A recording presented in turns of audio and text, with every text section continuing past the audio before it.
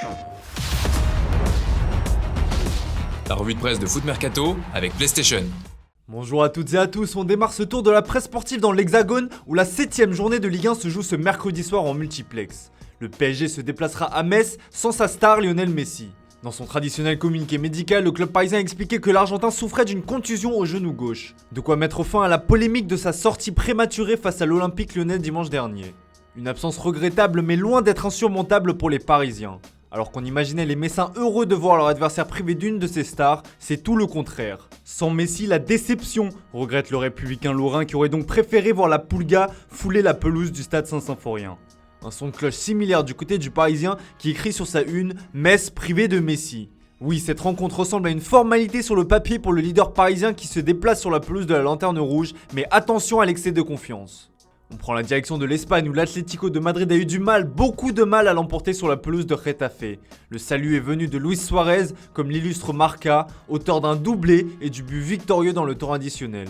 Le réveil d'El Pistolero fait également la une du quotidien AS. Il faut dire que l'Uruguayen est bien la seule satisfaction de cette rencontre côté Colchoneros, qui n'ont absolument rien montré durant la première mi-temps. Il a fallu attendre la sortie d'Antoine Griezmann et une expulsion côté Getafe pour apercevoir un semblant de réaction chez les hommes de Diego Simeone. Même Yann Oblak, l'assurance tout risque a failli, c'est dire. Mais l'essentiel est sauf pour l'Atlético de Madrid qui reprend provisoirement la tête de la Liga.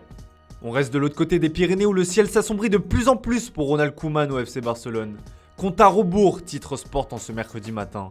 Le tacticien néerlandais est plus que jamais sur la sellette et un mauvais résultat face à Cadix demain soir pourrait définitivement sceller son sort.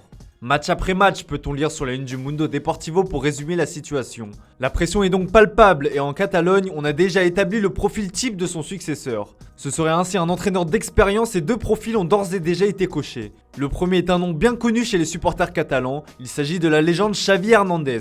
L'autre, plus surprenant, compte tenu de sa situation contractuelle, est Roberto Martinez, le sélectionneur de la Belgique. Affaire à suivre. On file désormais en Italie où l'Inter Milan continue d'impressionner en ce début de saison. Une victoire renversant 3-1 hier face à la Fiorentina qui permet aux Nerazzurri de continuer leur bonhomme de chemin en tête de la Serie A. L'Inter explose tout, s'enflamme la Gazzetta dello Sport. Pour le Corriere, l'Inter impose sa loi alors que du côté du Quotidiano Sportivo, Edin Dzeko mérite des louanges.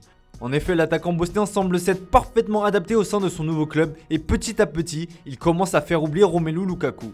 En Angleterre, c'était soir de coupe et Manchester City et Liverpool se sont baladés en s'offrant le luxe de faire tourner leur effectif, comme le souligne le Daily Mirror. Les Citizens qui ont aligné leurs jeunes pousses avec notamment 4 joueurs de 18 ans en défense au coup d'envoi se sont amusés face à Wycombe, 6-1.